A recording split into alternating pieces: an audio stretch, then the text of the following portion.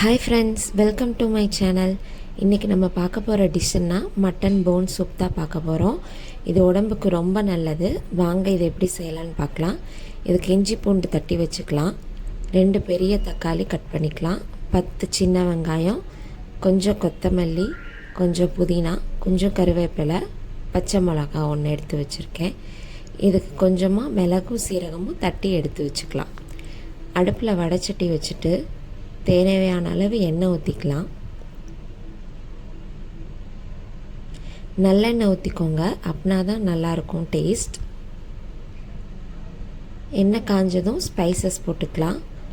2 பட்டை, கொஞ்சம் சோம்பு, 2 கிராம்பு, ஒரு அன்னாச்சி பூ போட்டுக்கலாம்.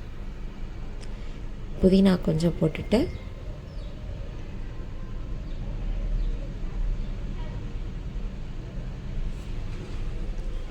கருவேப்பிலையும் போட்டுக்கலாம்.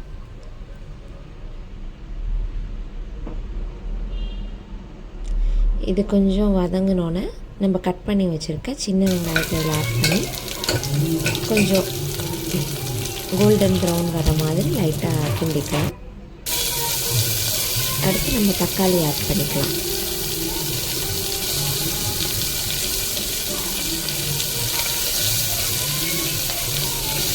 ரெண்டையும் நல்லா மிக்ஸ் பண்ணி வச்சுக்கோங்க. இதுக்கு ஒரு 150 கிராம் மட்டன் எலும்பை நல்லா வாஷ் பண்ணி எடுத்து வச்சுக்கலாம்.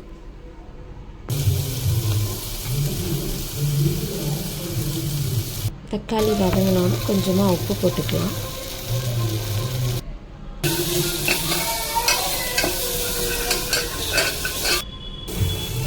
நம்ம ஆல்ரெடி தட்டி வச்சுருக்க இஞ்சி பூண்டையும் இதில் ஆட் பண்ணிக்கலாம்.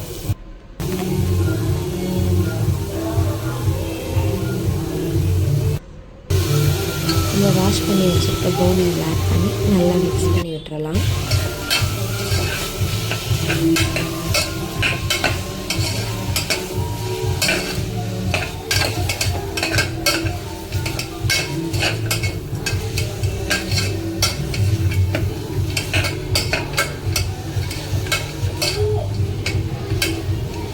நல்லா மிக்ஸ் பண்ணிடுங்க. மட்டன் போன் சூப் மூட்டு வலி எல்லாத்துக்கும் ரொம்ப நல்லது உடம்புக்குலாம். சின்ன குழந்தையிலேருந்து நம்ம 6 மந்த்லேருந்தே இந்த மாதிரி போன் சூப்லாம் பேபிஸ்க்கு கொடுக்கலாம்.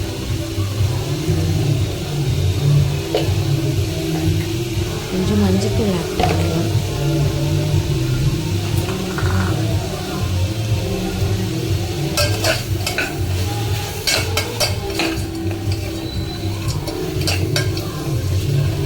நல்லா மிக்ஸ் பண்ணிக்கோங்க. இதில் 1.5 செம்பு அளவு தண்ணி ஊற்றிக்கலாம்.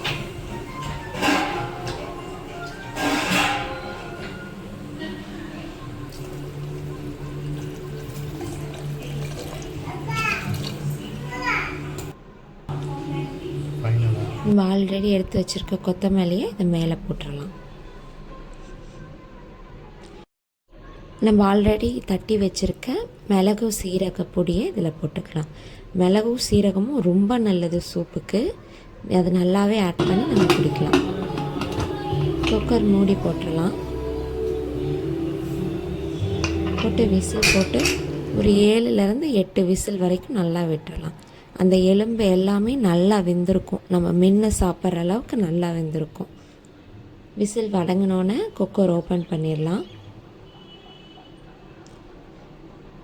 நம்ம மட்டன் போன் சூப் ரெடி ஆயிடுச்சு.